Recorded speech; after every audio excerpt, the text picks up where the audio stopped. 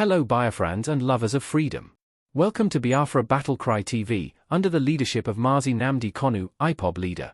Be part of history, every voice matters.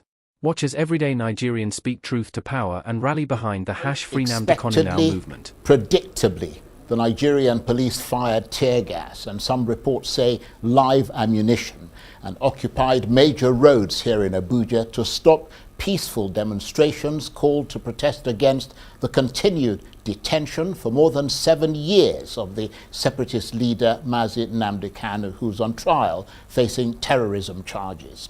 In the Abuja city centre, heavily armed police, supported by soldiers in a massive show of force, patrolled with water cannon and armoured trucks, firing volleys of tear gas wherever they saw protesters trying to gather.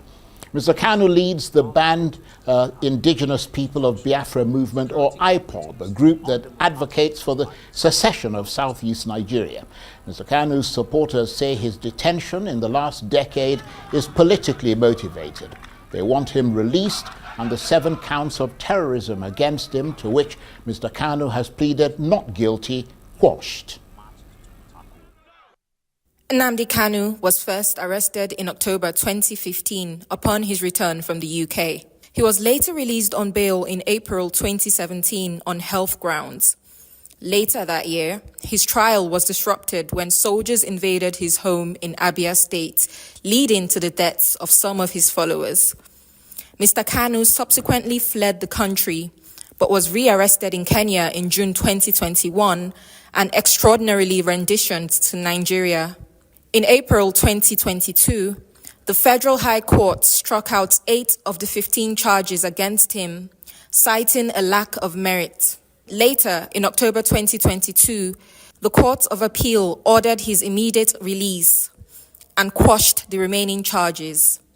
However, a year later, the Supreme Court overturned that decision, allowing the federal government to continue his trial on the remaining counts.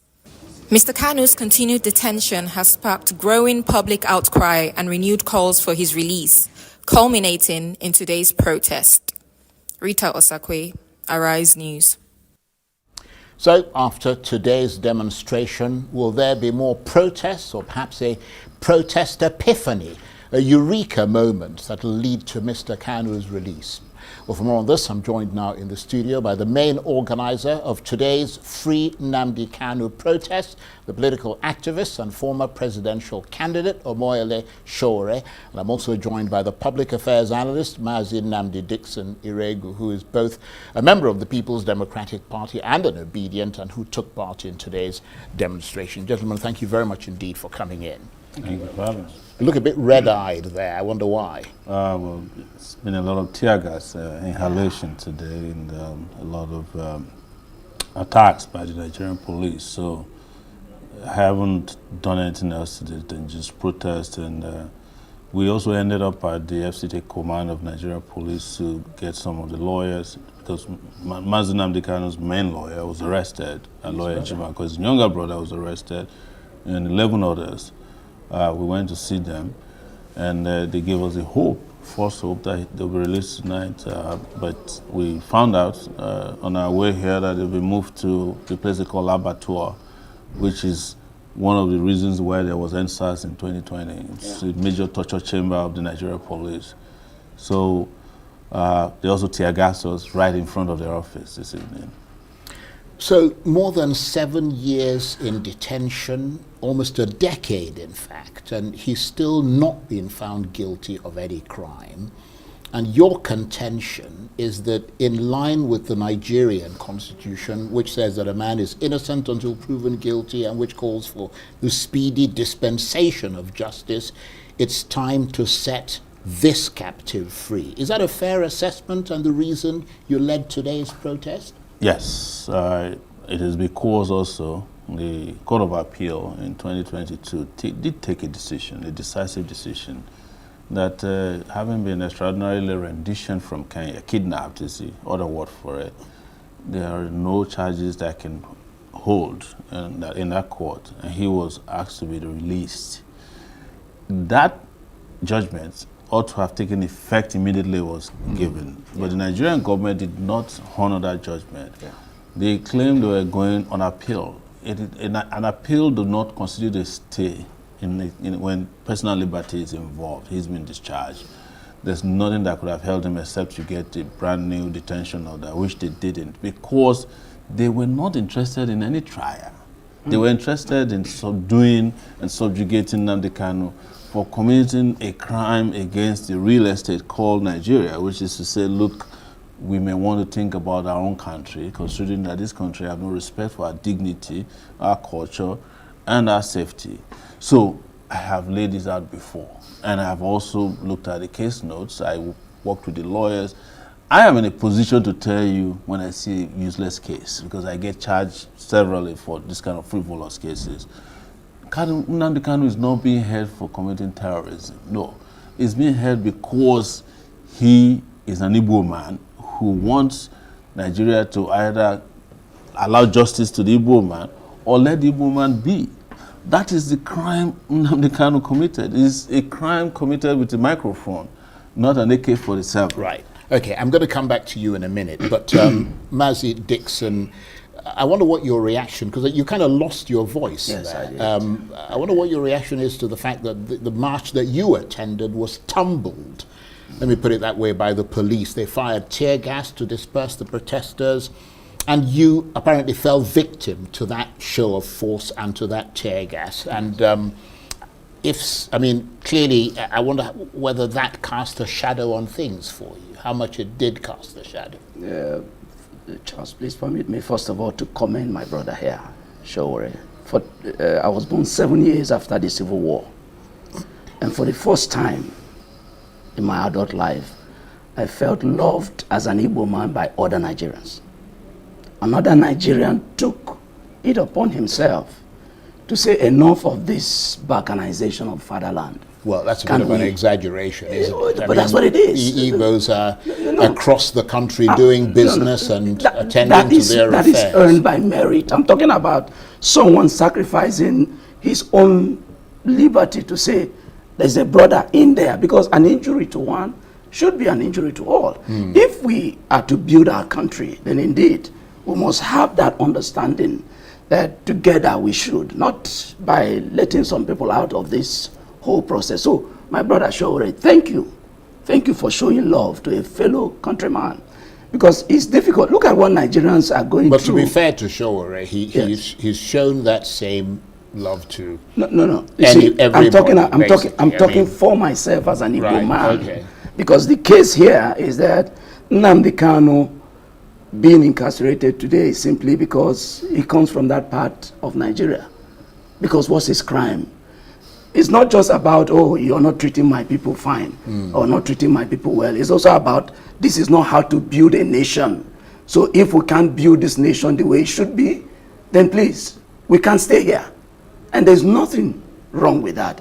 And if you think there's something wrong with it, call him to the table and discuss what are the issues. Okay, if you are not comfortable, what can we do better to ensure that some of those grounds of yours can be addressed and all that. So sincerely, today again, being that it was peaceful, because it was well declared by the convener of this very protest, that it is a peaceful protest. And it was peaceful. But go around Abuja.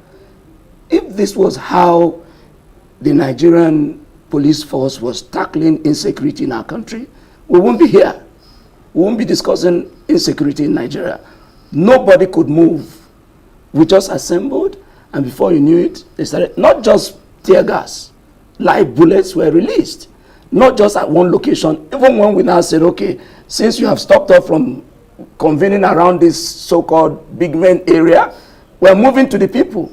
We moved from there to Beggar, roundabout, and then from there we moved to, they came there and moved us to Utako. They still came that way, tear gassed and all of that, and then moved also to Apo and all that. You now wonder, what is it that the Nigerian government really wants from the Nigerian people? Right. For us to be violent? Is it because we decided to be peaceful? Right. So indeed, it's unfortunate that this is the country that we found ourselves, but it cannot continue this way. Well, Mr. Sowore, let me come back to you. The protests obviously gained a lot of traction on social media. You're very influential on social media and beyond. And it probably alarmed the government, especially after the US Embassy cautioned its citizens to stay away from the protest locations in Abuja. Were you surprised that your call for a protest gained as many followers as quickly as it did? Well, it wasn't only on social media. It happened everywhere around Abuja. We had 6 spots where we had thousands of people converge in march. We were at Utako. We were at Apple, which has the largest crowd. Turnout, yeah. We were at Gudu, and we then relocated to the FCT command, where we were tear gas, but we were attacked ruthlessly everywhere we went. What these people are telling you is that you cannot be a peaceful person in Nigeria and get away with it. Yeah. You can only be violent and get away with it, because if we were terrorists or bandits, as they call them, we could have been walking around Abuja today with ammunition and nobody would come near us. But fortunately or unfortunately, people like me have chosen a non-violent approach to resolving issues. But that doesn't mean that a generation is not coming that will not accept this nonsense. But I mean, you know that what happens when these protests take place is that they tend to metamorphose into something bigger, and the government knows that beyond the specific case of Nnamdi Kanu, you and other opposition politicians, he's an opposition politician, you often intend to wake up the spirit of the masses who say, you know, they're fed up with bad governance. I mean, your movement, by the way, is called Revolution Now. Yes, and I won't deny that. In fact, I think the traction around this particular protest was beyond just Nnamdi Kanu. People are fed up with the system, and they cannot deal with the fact that somebody who hasn't committed any offense known to law, an offense that is triable, that's the way I'll put it, is held in detention. Whereas that same week, the president is pardoning drug dealers, kidnappers and murderers, and Nnamdi Kanu, who you can't establish any offense against, is kept perpetually detained, he's tortured, he's harassed, his lawyers, his lead lawyers were speaking, is in detention. I have to say that the time is ridiculously long. Yes. I mean, upwards of 7 years in detention. I mean, it doesn't make any sense at all. You see, the larger Nigerian nation is itself an open prison. I spent 5 years here over a boat. So sort of Gaza. Yes. That But Gaza is better than Nigeria in some ways. I wouldn't go that far, to be honest. Gaza, throughout this period of bombardment, had electricity. so I had some kind of water supply that you can't get here. The sewage was. I am not in any way saying this, so you don't misunderstand me in the future. But Nigeria is, you can't even define what is wrong with Nigeria. It's like a nation that is at war, with itself and against itself. Yeah. And when you see this happen, what we have experienced with Nnamdi Kanu, with terrorists walking around, the federal government even went and attended the naming ceremony of one of the bandits after they met in Katsina, you would ask yourself, why am I here? Why am I in a country like this? And that is probably why most people call Nnamdi Kanu a prophet, that he saw into the future, that this country is not the kind of country you want to have your children in.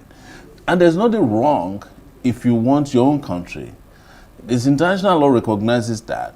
If I declare Sowore Republic tomorrow, what are you going to do to me? Arrest me and detain me perpetually? No.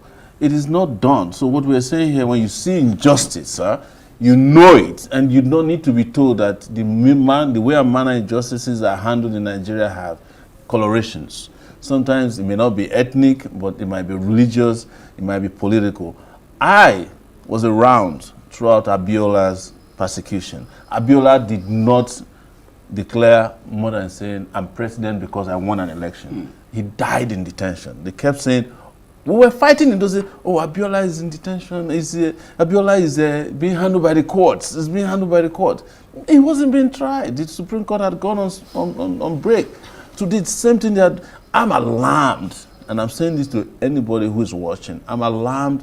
I'm shocked that we are in a country where there's anybody who feels what is being done to Nnamdi Kanu is okay. You know, and I say this particularly of my Yoruba brothers who make these comments. Some of them even have the audacity to send me messages personally. Oh, you know, they'll be sending you all these videos, you know, because your brother is in power. But I was the only person when Sunday Igboho's house was raided and all his people were, including his cat, was killed. I was the only person in this Abuja who went to the Federal High Court who pushed the DSS out of the front of the courtroom. And that was the day his people were granted bail. Nobody talked about it. Yeah. There are Yoruba activists who went and invaded a radio station in Ibadan. Have you heard about them anymore? Even Sunday Igboho, my brother, is back. He's actually, you know, he's moving around freely. Nnamdi Kanu has never carried a weapon before. Most of these guys have done things like that. Why are we treating the Igbo man differently? And I'm not saying that to whip up sentiment, because I'm ashamed, of course, of these Southeastern leaders. Because when I was on your show last time, you remember, I was saying that Nnamdi Kanu is being kept in detention deliberately by Southeastern politicians. They showed themselves in the last few days. The deputy speaker was asking people not to join peaceful protests. You know, all the governors kept quiet about it. The Ohaneze Ndigbo person, you know, I heard is, you know, is a wicked version of Ohaneze Ndigbo. He's saying that nobody should go out to fight for the freedom of a person who's innocent of any crime. And we are here saying it is normal. It is normal. Even the policemen who were shooting at us today were fighting for them a month ago to get their pension and gratuity. They were the ones shooting at us. They saw me today, came close to me, and they were shooting directly at me. 4 times today, the policemen I fought for. There's something wrong with this country, sir. Let me ask you this, Dixon Irebu. If Nnamdi Kanu is released today, do you believe that it'll stop his group from calling for the Southeast to secede from Nigeria, assuming that is the issue? Or is it something that is beyond him alone, and therefore he should not be held entirely responsible for it? Because I think somebody made the point earlier today that you had the Biafra war before him, and of course groups like MASOB, etc., before IPOB. Yes. If Nnamdi Kanu is released today, first what it will bring is a separation from the call for secession, or for the call for Biafra, away from the criminals who have wrecked the Southeast today. What we want is to redeem the most peaceful part of Nigeria, which Southeast used to be before 2015, that APC took over government and Buhari continued with whatever, Buhari started with whatever it is that he had against the Southeasterners. But we thought, okay, Tinubu has come. What is he doing there? If he wants to unite the country, why not bring everybody's interests to the table? So release of Mazi Nnamdi Kanu may not necessarily end call for secession or call for Biafra. Biafra is no more about secession, really. Biafra is now more like a religion. Because, Charles, 3.5 million Nigerians were slaughtered in that war. There is no household in Igbo land today you go to that you won't have one person or the other that was lost in their family. So it will be difficult, therefore, to forget Biafra. What will bring about an end to the call for secession will be this country allowing for equity for all, justice for all, fairness for all. That is what will end any form of secession, whether it is Yoruba nation or Biafra nation. I am not part of call for any nation at all. I believe in Nigeria, but not this kind of Nigeria. I want a Nigeria where everybody can at least go to court, ask for justice, and get it. But now it is the highest bidder. We're not running democracy anymore in our country, because if this was democracy, freedom of association and protest as we had today and all of that would have been allowed. What we have are plutocrats who are afraid of the people, because today we saw how scared the elites are. They are scared stiff. They don't want us to get together to indeed demand for our common good. So I am only saying that releasing Nnamdi Kanu so that the criminals can be treated as criminals, so that people will not be committing the kind of crimes that we're seeing in the Southeast in the name of Mazi Nnamdi Kanu. And I don't think if the commander-in-chief really understands what he's commanding, I don't think he should continue to give deaf ears to the call for the release of Mazi Nnamdi Kanu. He should be released as immediately as possible. Mr. Sowore, I wonder how much you were influenced by protests in other parts of the world. I mean, we've had Madagascar recently, we've had Nepal. I mean, these are the kind of things that maybe worry the government. Protests involving people known as Gen Z, and I mean, we saw a whole bunch of them coming here with you. One assumes, of course, as you have yourself repeatedly pointed out, that your approach is different. Because in Nepal, for instance, they burned down everything. But I understand that obviously you want your protests to be peaceful and pacific. Yes, because I've often stated that justice for all, for me, is not specific enough. You know, it's a bogey. And we have to specifically ask for things that would advance the progress of Nigerians or the people who live within the boundaries of a country called Nigeria. I do not believe in violence, that I've stated, but I've been protesting since I was 21 years old. And that's to remind people who are with, even Dixon and I, were arrested in 2021 by Hassan, the DPO of Selective. Nnamdi was brought back from Kenya. We went to attend Nnamdi Kanu's trial. So I've been at this for a long time. But you know, anybody who is discerning, who is the leader of Nigeria, should know that these young people are watching what's happening in Nepal and other places. Yeah. And, you know, deploying people on social media to discourage them is not going to discourage them. We now heard that there's a coup or an attempted coup. So everything, you know, the jigsaws are coming into place. Those are reports that are verified. Well, and let me just point out that the Defense Department denied that any such thing took place. Well, you know, anything they deny is something you should believe, especially when it comes to those kind of issues. But we have to kind of balance the story. So, but what I'm saying here is that Nigerians are watching, and you can't use barbed wire to separate them from their leaders forever. One day, they will step over the barbed wires, the tear gas will not work, it won't stop anybody, water cannons will be useless. Even the bullets, how many? Even bullets, the moment you kill a few people, but I'm wondering, I mean, you said you've been protesting since you were 21. Yes. I mean, do you, after all those years, do you think that people have a disproportionate amount of power to effect change? Because it doesn't seem to be happening in this, if you like, bifurcated, many channels political world that Nigeria has become, or Nigeria is. If there was no protest in Nigeria, Nigeria would have gone completely to the dogs. If there hasn't been protests over separate different issues. Even the president today Nigeria wouldn't have protest. You know, left military dictatorship. Yeah. Maybe we'll be like Cameroon now, where the person who is president is dead, brain dead, but alive to elections. So nobody should discountenance protests. I met Goodluck Jonathan recently, and I'm glad Aisha is here with us. She has been abusing me about it on her YouTube show, on a lighter note. And I said, can you come protest? It's not fair to say that she can't reply to you right away. She's my friend, I'm just saying. Yeah, okay. But when we spoke up to the point, I said, can you join this protest? He said, no, I'm a former head of state. I can't participate in a protest. I said, but if you run for election and you lose, the first thing you do is to go and protest. Protest, there's nobody in Nigeria that has not participated in protests. From president to high school kids. Buhari was a protester in this country until he became president. Tinubu was funding all the protesters in Nigeria since June 12 and beyond, up to 2015 until they captured power and they now hated protesters. The ones that cannot protest always reach out to people who can help them protest whenever they're in trouble. Yeah. I get that from all these people all the time. This Nnamdi Kanu that we're talking about once protested on behalf of Ojuzo Kalu when he was being tried for corruption. Ojuzo Kalu is now one of the people who says, oh, Nnamdi Kanu should let the court process be completed. But when he was tried for corruption, what did he do?